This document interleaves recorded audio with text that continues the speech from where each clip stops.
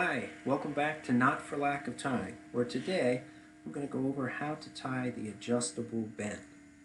Now when I learned to tie this knot, it was helpful for me to think of two different snakes involved in a battle. And to make that a little bit easier to understand, I'm going to use two different color ropes here. Now in reality, they don't grip quite as well as two similar ropes would, and I'll show you that at the end of the video. But we've got a green snake overlying an orange one, and it's going to start to strangle it by making wrapping turns back toward the left hand. It's going to make one, two wrapping turns, and this third wrapping turn doesn't go just around the orange rope. It actually goes over the green and tucks in through that second wrapping turn. You want to make sure this is nice and snug. So as you can see here, the green snake really looks like it's at an advantage here because it's got a nice tight coil around the orange one. But the orange snake's not going to give up yet. It's going to sneak under the green one and make two tight wrapping coils of its own heading back toward the right.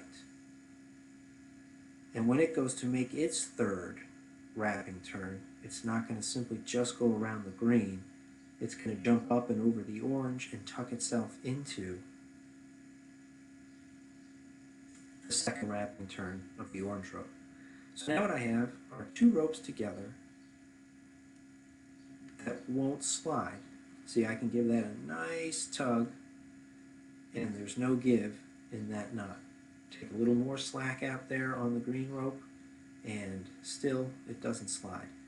I'm going to go ahead and take some out on the orange side. Now if I pull like that, you can see it doesn't grip quite as well. Now in reality you would probably never have to do that, but in practicality I would avoid using two different ropes for this particular knot.